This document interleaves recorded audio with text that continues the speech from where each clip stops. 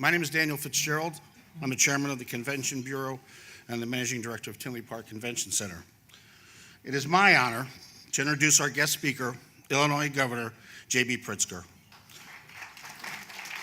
Since being sworn in January 2019, Governor Pritzker has worked to support new business across the state by cutting taxes and incentivizing job creation.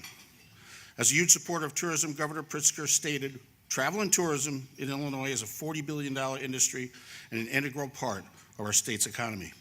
I'm proud to be governor of the state where visitors can explore. Amazing." Please welcome Governor J.B. Pritzker.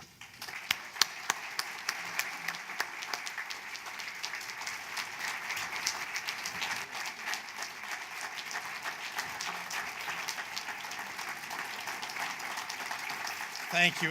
Thank you all very much. That's so nice. Thank you. And thanks so much to Dan for those kind words. And it is really great to be back here in the Southland. Your leadership, Jim, Dan, many of you have truly done yeoman's work putting a spotlight on the Southland, making sure that the entire region will thrive for generations to come. I want to be your partner in that endeavor. I'd also like to, before I begin some formal remarks, I want to acknowledge the terrific public servants that you've elected to represent you in Springfield and Washington, on the county board and so on. Of course, U.S. Representative Robin Kelly, just amazing. You are truly a great leader, making our streets safer for everybody. State Representatives Nick Smith and Debbie Myers-Martin. I don't want to miss any other state representatives in the room because we're all working together. I'll get in trouble. Who did I miss? Somebody raising their hand. Okay, we got it. So, and of course, State Senator Steve Landek. Are you here, Steve? I haven't seen you here, but we saw Cook County Board President Tony Preckwinkle, a great partner, and Cook County Commissioner Donna Miller. Thank you. Along with, of course, the many mayors and other leaders who are gathered here today, I really want to thank you for your continued commitment to this region. During my campaign last year, I promised you that I wouldn't forget the South Suburbs, and I haven't, and I won't. Many people in this room have dedicated your lives to the Southland. You've built businesses here. You've turned your neighbors into friends here. You're helping to create communities that your kids deserve right here. And for too long, you've done that work without the state of Illinois as your partner. Those days are over. In my first 9 months, my administration has demonstrated our commitment to helping the Southland's businesses and our working families thrive. We're investing in tourism, and we're transforming our state into one of the most forward-thinking, economically prosperous, and innovative in the nation. We're making the largest capital investments in state history. We're investing in the infrastructure that keeps us going and growing. Our roads, our schools, our parks, our hospitals, our bike trails, and our public transportation. That includes $1.2 billion to rebuild the critical Interstate 80, adding lanes and replacing the bridges over the Des Plaines River. The quality of this corridor is essential to our state's transportation system. And to those of you who drive it every day, it is essential for you to get from here to there, to maintain your high productivity. You know that I-80 serves everything from major freight traffic to commuting workers who live here. They need these roads to be rebuilt. My budget also made major investments in the colleges and universities that power the Southland's next generation. $33 million to invest in expansions and badly needed repairs at Governor's State. $20 million for the downtown city center campus shell at Joliet Junior College, and almost $6 million for Prairie State. And I'm so proud to announce that just this morning, we released an additional $36 million for the construction of the Allied Health Facility at South Suburban College.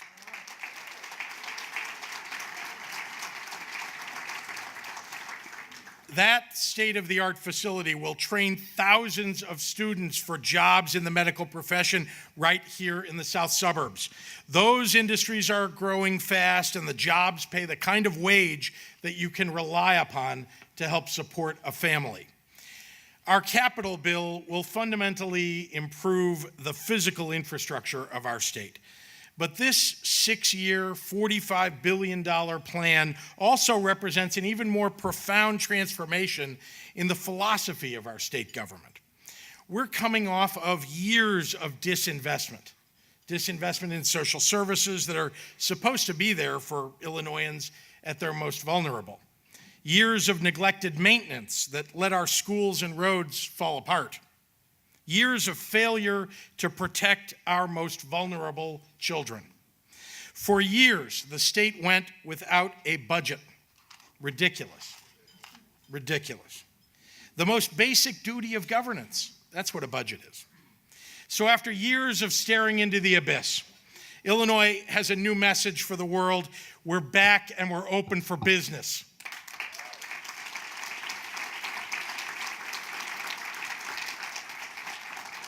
We truly are growing jobs and building an economy that will work for everyone. Some of you may have noticed the recent statistics about Illinois.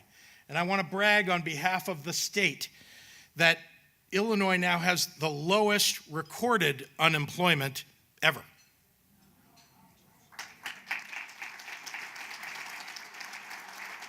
And in the July report that came out, for the first time in 19 years, we grew jobs in this state in every single one of the 14 regions in which we measure job growth, every single one, including Southern Illinois, where jobs are so badly needed, including right here. So important that we tout this, that we let the world know this state is growing. This is a great place to do business. This is a great place to find talent. So here are some of the highlights of what we've done to implement my vision in my first months in office. We passed a bipartisan, truly balanced budget for the first time in a very long time. Yeah, we should. You know, I went to the National Council of State Legislators event in Tennessee.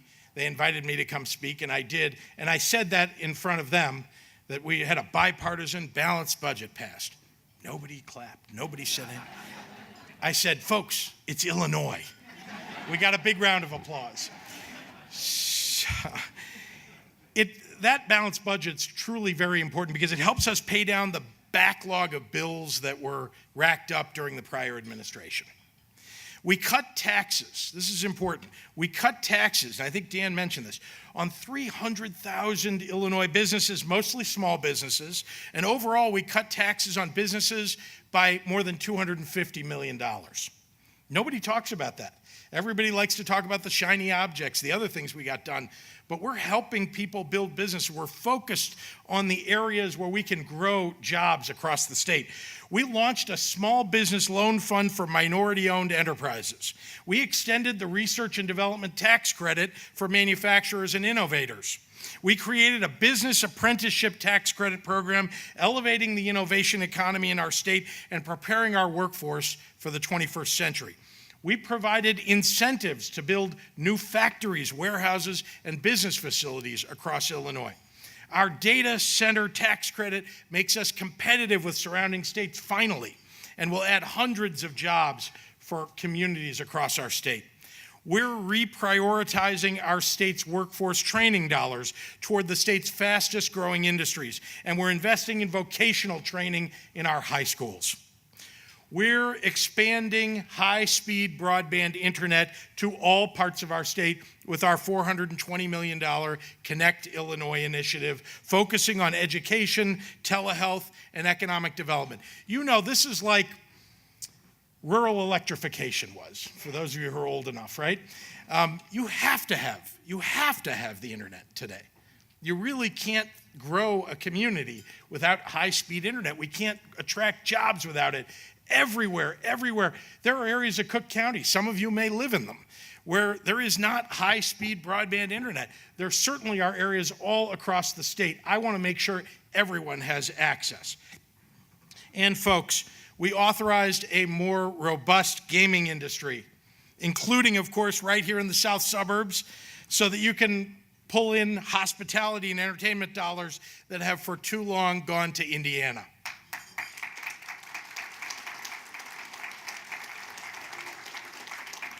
We also legalized adult use cannabis, which will expunge the records of hundreds of thousands of Illinoisans, allowing them greater opportunities. Who's laughing out here? It's the ones who are applying for licenses. But we're expunging hundreds of thousands of Illinoisans' records, allowing them greater opportunity to be employed. And it will create ownership, this bill. It creates ownership and new jobs for people of color in a new multi-billion-dollar industry. That's very important, and I want to give some credit to the legislators that are here today and to Senator Toy Hutchinson, who will soon be joining our administration. We made college more affordable by expanding merit-based scholarships and college tuition grants to nearly 10,000 more students, and we restored funding for our world-class universities and nearly 50 community colleges. Remember when the Chicago Tribune and others talk about the exodus from Illinois? Much of that are students who get up and leave because they weren't sure if they would get their MAP grants when we had 2 years of no budget. They weren't sure if the program that they wanted to attend at the community college or at the university was still going to be there because they didn't know if university funding was coming through. It was being cut every year before there was no budget for 2 years in a row. So there was reason to be concerned. We've reversed that. And if you want to reverse exodus, keep our smartest and best young people right here in Illinois. So, look, there is work ahead, but together, we can build a state that truly serves all of its families. And as we move forward, I hope that you'll view our state as a stable and steady partner for the Southland in the years to come. I know that the Southland's future is bright, and I am so happy to be here to celebrate that fact and your future together. Thank you very much.